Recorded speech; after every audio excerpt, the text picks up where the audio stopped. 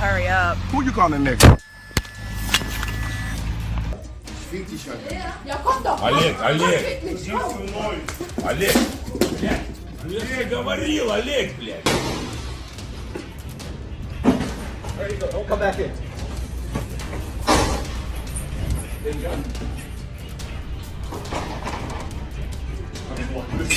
Oh my God. Nope. Don't hit me! Hit me! Don't try to hit me! You hit me again! Hit me again! Let's go outside. There's black. There's a difference between black and.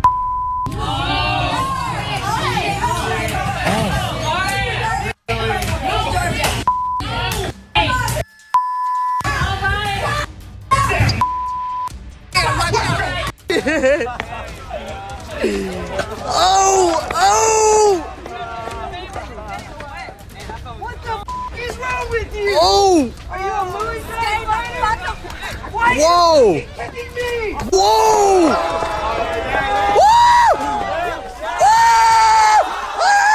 A group of women got into a fierce fight, shouting and pulling at each other while a crowd quickly gathered, watching the chaotic scene unfold. Get out, bro! Get out, bro!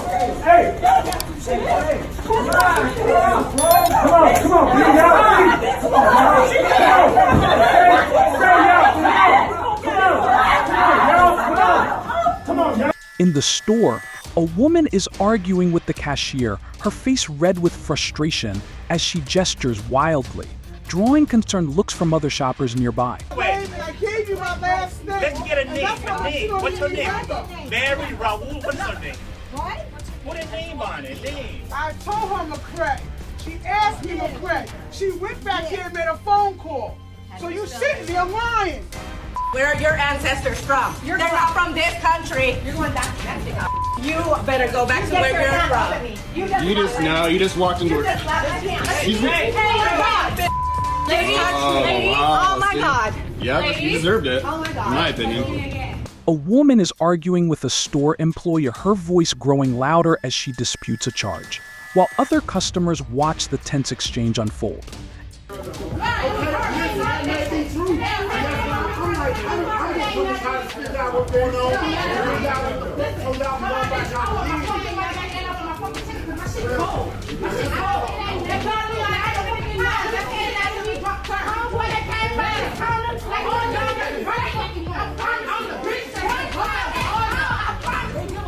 Two women got into a physical fight in the parking lot, shouting and pushing each other as bystanders watched in shock.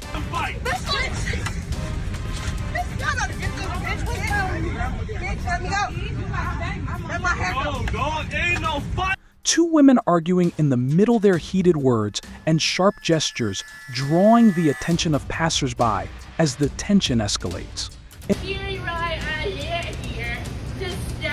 How long is it gonna take you to dry your clothes? Those were my dryers. You started some shit with the wrong people. Call the cops then. Go ahead. You're not. You're texting. 911, lady. That's the cops. If you're in real danger, 911. Oh, absolutely. But do you live over here? Yeah. Okay, let me see your ID. I need to see your guys' ID. What crime are we Okay. suspected of? Okay, you guys are aimlessly walking out around here? We're not aimlessly walking out. Okay. Let's stop. Come on. Come on. I'm going home. No, on the ground. Stay on the ground. On the ground. Welcome to America. In today's video, we dive into a pressing issue: Karen slaps man and man slaps back gets instant karma. If you're passionate about justice and staying informed, make sure to hit that subscribe button and join our community for more eye-opening content. Let's get it on. On September 9th, 2021, in University City, Missouri, an intriguing event unfolded near the intersection of Del Mar Boulevard and Delcrest Drive. Two unidentified individuals, purportedly on a clandestine mission, found themselves entangled in a tense encounter with law enforcement. Amidst their rendezvous, one of the individuals brazenly directed an obscene gesture at a passing police car. This action prompted Sergeant Larry Beckton of the University City Police Department to abruptly halt his patrol car. Known for his stern demeanor, Sergeant Beckham engaged in a verbal altercation with the daring individual. You guys live over here? Free speech is a first amendment. Oh, absolutely. But do you live over here? Yeah. Okay, let me see your ID. I need to see your guys' ID. Okay. I need all the time. Okay, do you live over here? Yes, I live in this neighborhood. Okay, I need to get your ID from you. No, Give me your name. All right. What's your name and badge number? That's not my name is right here. I need to see your number? I need to see your ID. Oh, you need to give me some ID. It's not an option. Or I will take you to the station and get your ID. Okay. I'm gonna put you in handcuffs right now. Go ahead and stand up, and you go ahead and resist if you want to. I'm not. You're being detained. Can you video? See, you have anything that's gonna stick me? No. That's my wallet. If you really want my ID, dog, Have a seat. Have a seat. And I'm asking you for your ID. I don't have a... Okay, give us your name. What's your last name? Me? Yeah. You can do whatever you want to do, young man, but at the same time, what I was doing. but if you aimlessly walking around here, I want to know. I want to know. Live. We have every right to stop you to find out who you are and where you live. How old are you? 22. You're 22. Have you ever been arrested for anything? Yes. Okay. Do you have any warrants right now? No. Okay. Both violent, no warrant. Okay. Let's get their Can information. I ask you, how do I get an officer complaint form? And What's put them that on the first. process? And you can record, but step back a little bit. They're being detained. Go ahead and continue recording, but I want you to step away. Let's see. I'll take these cuffs off. What's the process of getting an officer complaint form? You come down to the station or call the police station. Okay. All right, you guys are free to go. Have a nice day. Don't forget your wallet right there. Sergeant Beckham halts pedestrians, citing their apparent aimless wandering amidst heightened area activity. Invoking the legal precedent of reasonable suspicion from the landmark Terry v. Ace, Ohio case, he asserts the basis for their detention. However, lacking specificity regarding a particular offense, he hints at a possible link to loitering. Neither Missouri nor University City has a specific law against loitering in the situation described. This raises questions about the constitutionality of loitering laws in general, echoing the 1972 Papacrestu vs. City of Jacksonville case, where a similar law was struck down by the Supreme Court. Legal experts point out that even if relevant loitering laws existed in Missouri, Sergeant Beckham's actions might not hold up in court. The Supreme Court has emphasized that reasonable suspicion is necessary for police actions, as highlighted in the Illinois versus Wardlow case. While Sergeant Beckham claims authority to stop individuals and check their identification without cause, legal precedent suggests otherwise. I'm not talking to you. I'm not talking to you. I'm not talking to you right now. Okay, so you normally come over here, go to the Walgreens, sit on the bench. For future reference, young man, you don't disrespect the police like that. You don't disrespect the police like that. So super suspicious when it's cold outside. Just not. And you still talking. Yeah, because you guys are pieces of shit for stopping people who want to go on to break for a cigarette because I flicked you off. Okay. No, it doesn't work like that.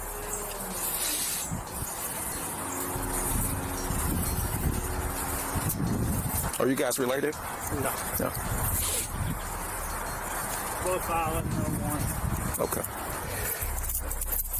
Better stand up. I'll take these cuffs off. What's the process of getting an officer complaint? Here you come.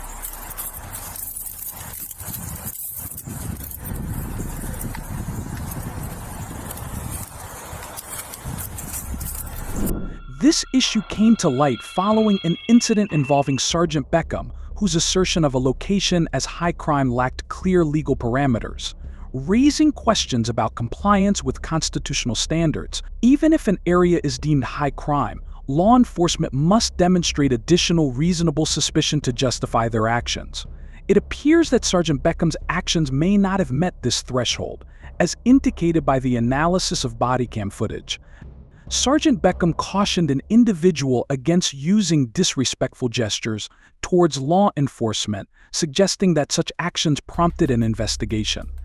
It's crucial to understand that while the gesture in question, like the infamous middle finger, may seem offensive, it's generally protected by the First Amendment, as upheld by the Supreme Court in cases such as Miller v. in California 1972.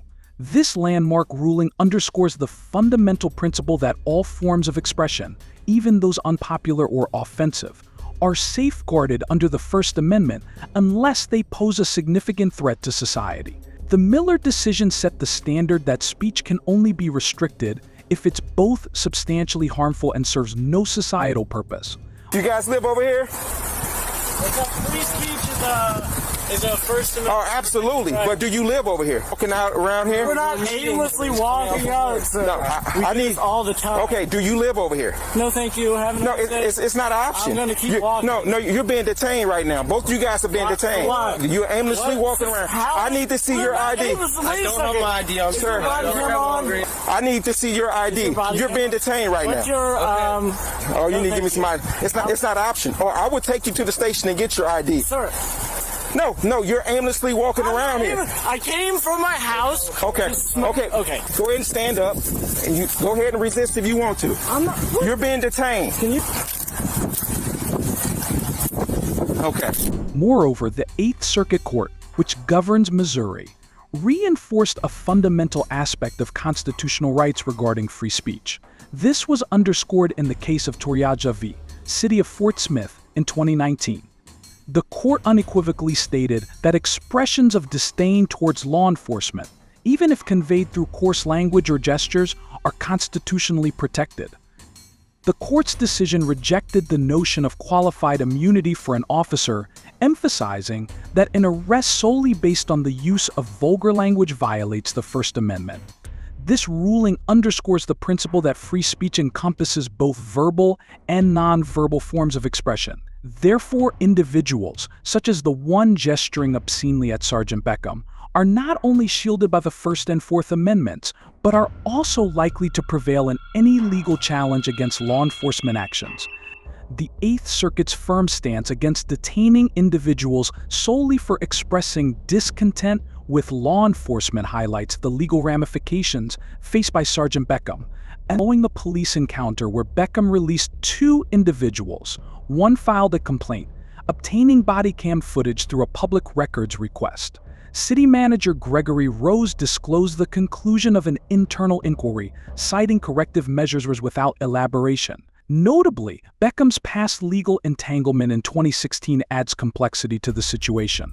And Demmet sit now, with the affected parties intending to pursue legal recourse with support from the SCU, alleging unjustified treatment. The case raises pertinent questions about the boundaries of law enforcement discretion and citizens' rights. Have a seat. Do you have anything that's going to stick me? No. Go ahead and stand up for me, sir. Do you have any weapons on you? No. I'm going to pat you down for weapons. Okay. I came from my house. My friend worked at Walgreens. Okay. You're aimlessly walking around. There's been a lot of stuff that's going on around here. Have a seat. And I'm asking you for your ID. I don't have Okay. Give us your name. Is your ID in your wallet? Yes. Yeah, because you guys are pieces of shit for stopping people who want to go on to break for a cigarette because I flicked you off. I thought. Oh, no. Okay.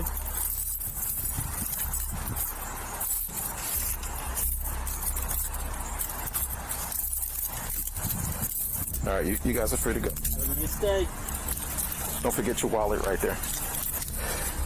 After running the men for warrants, they were released without citations or further incident. The detainment and seizure of their identities and persons was Beckham's actions sparked controversy, drawing criticism for what some perceive as a misunderstanding of free speech and reasonable suspicion.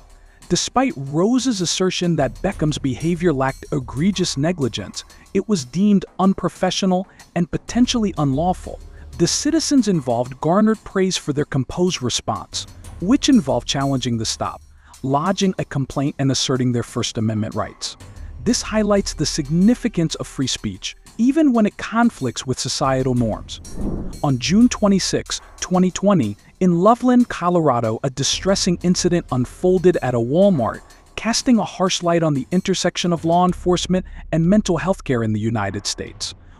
Karen Garner, a 73-year-old woman afflicted with dementia and sensory aphasia, inadvertently attempted to leave the store with $13.88 worth of unpaid items. Despite her willingness to pay using her credit card, store employees declined her offer, escalating the situation by involving the police, who accused her of theft. You want to stop? Lights on, siren. Stop. Okay. Let's stop. Come on. Come on. I'm going home. No, on the ground. Stay on the ground. I'm going home. I'm going home. On the ground. You don't get to act this way. Come on. Stay on the ground. Why are you doing this, ma'am? Stand up. I'm not doing anything. Right now you're resisting, which is not going to fly with me. Stand up. Oh, boy.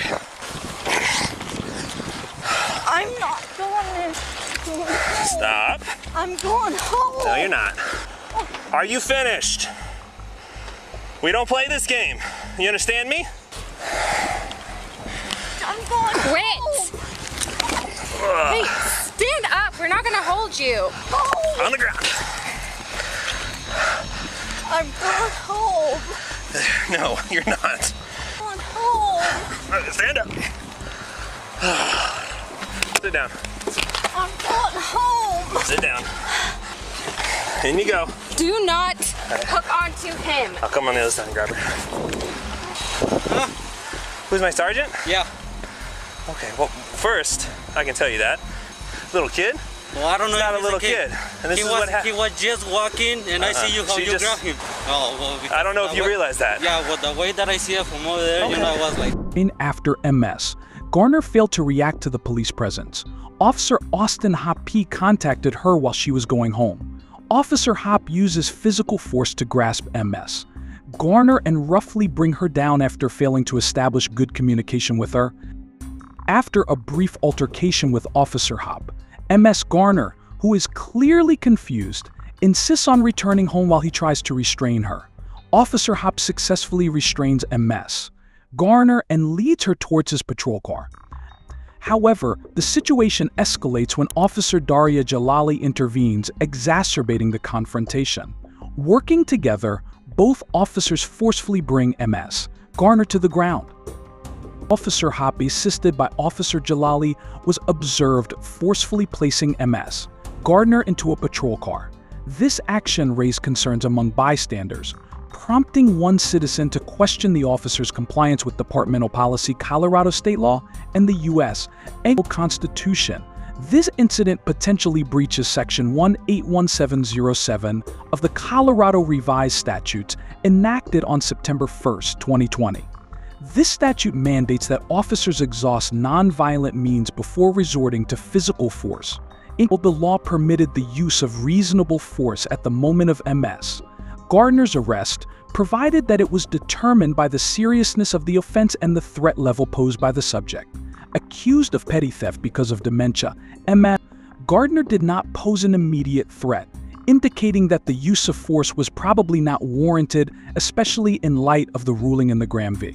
Connor Supreme Court case from 1989. Connor Supreme Court case from 1989.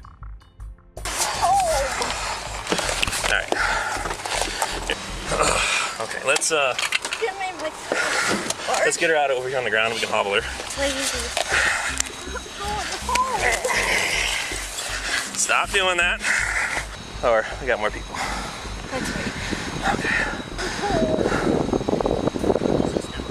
He's a concerned citizen. Can help get her in the car. Yeah. 1, 2. Come on, stand. Down. Credit card. We'll get it. My credit card.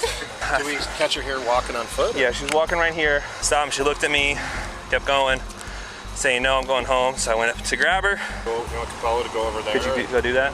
Because they got the property back from her before she left. Karen, I got your credit card, okay? It'll go with you. I have it. You will have it with you. I will not lose it, I promise.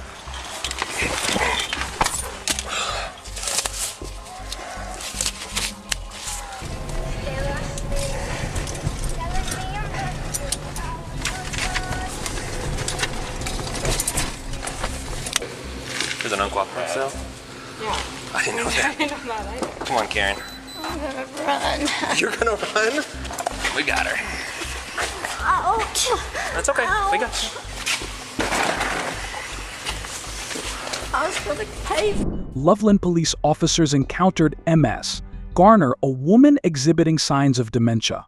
When asked for her birth date, she declined cooperation. Unfortunately, the officers overlooked the possibility of underlying mental health issues.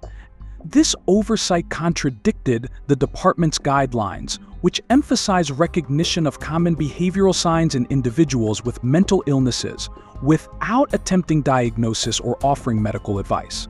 Dementia encompasses a range of symptoms, including confusion, regression, memory loss, and disordered thinking. According to departmental rules, officers are advised to establish rapport, prioritize safety, maintain composure, utilize non-threatening body language, issue clear commands, and ask concise questions. However, the body camera footage suggests a potential oversight by Officer Hop regarding MS, Garner's mental state, or worse, a disregard for established protocols. Sergeant Philip Metzler has briefed Officer Hop on the forthcoming charges against MS, Garner. These charges notably include resisting arrest and obstructing a peace officer. However, what's intriguing is the legal twist. Even if Walmart opts not to press charges against MS, Garner for the alleged shoplifting incident, Colorado laws still permit holding her accountable for resisting arrest independently. This scenario underscores a crucial aspect of the law. In Colorado, the focus lies on whether the peace officer acted within their authority and refrained from using excessive force during the apprehension. Consequently, claims of an unlawful arrest become ineffective as a defense in such cases. Stop doing that.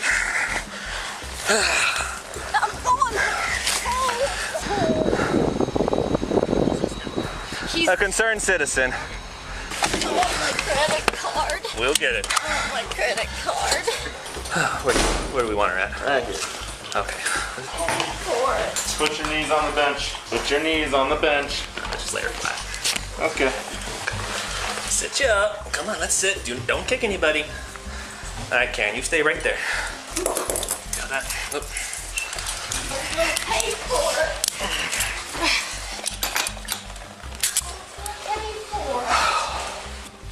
Everybody okay? Yep. Anybody get kicked or hit? Nope. If charges are indeed filed against MS, Garner, legal proceedings could unveil a robust defense strategy. A potential avenue may revolve around challenging Officer Hop's use of force, juxtaposed with MS and Garner's mental health condition, pertinent to Colorado law. Terms such as knowingly and impaired mental condition could form the crux of her defense, highlighting potential unawareness stemming from mental impairment. The charges were dismissed promptly, which may be explained by combining this defense tactic with assertions of excessive force and the right to self-defense to lessen the likelihood of a resisting or obstructing conviction. And Dana lied, in people the officers severely mistreated MS, Garner, using excessive force that resulted in physical harm and post-traumatic stress disorder. Police were shown on camera fabricating an account of what happened and applauding the occurrence. Mariups initially supported the officers, but public outcry forced them to resign and face criminal prosecution. All right, let's stop, ma'am. I don't think you want to play it this way.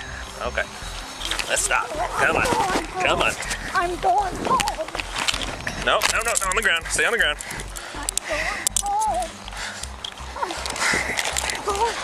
On the ground. Come on. I am code 4. Why did you do that? I told you to stop. All right. Right now you're resisting, which is not going to fly with me. Trying to steal from Walmart. And they caught you and took the stuff back. I'm not. And why are you trying to slip the cuffs off? I'm going home. Are you finished? Are you finished? I'm going home. Stop. I'm going home. I'm going Quit. home. Ow. Hey, stand up. We're not gonna hold you. Why are you doing this? Let me see if she is. I'm going home. No, you're not. Sit down. I'm going home. Sit down. I'm down. going home.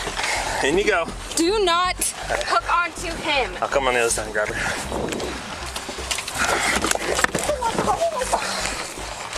All right. Here. I'm going Pick your feet home. up. Pick your feet up.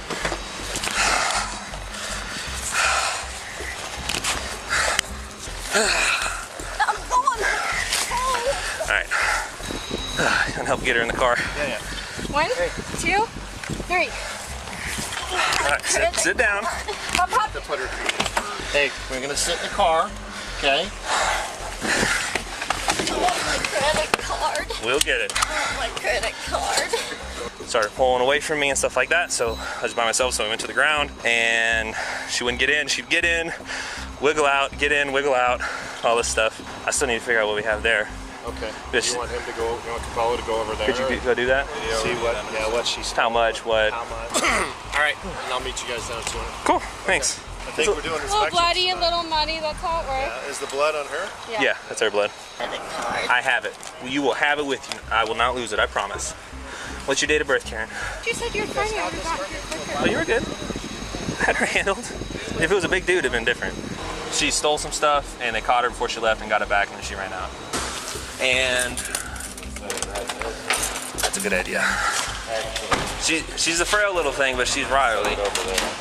I'm gonna run. You're gonna run? Oh, good thing we got the hot pole.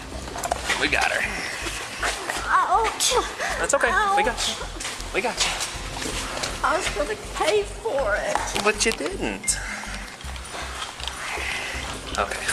Probably want to take that I was hobble gonna off and leave it in pay there. for it. I was gonna pay for it. Put your knees on the bench. Put your knees on the bench. Just lay her flat. Okay. There we go.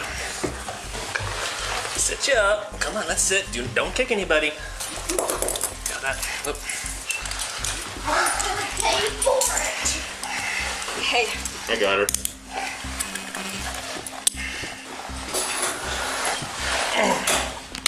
The city reached a settlement of $3 million with MS. Garner, shedding light on the disturbing conduct of the involved officers and stressing the urgent need for accountability within law enforcement.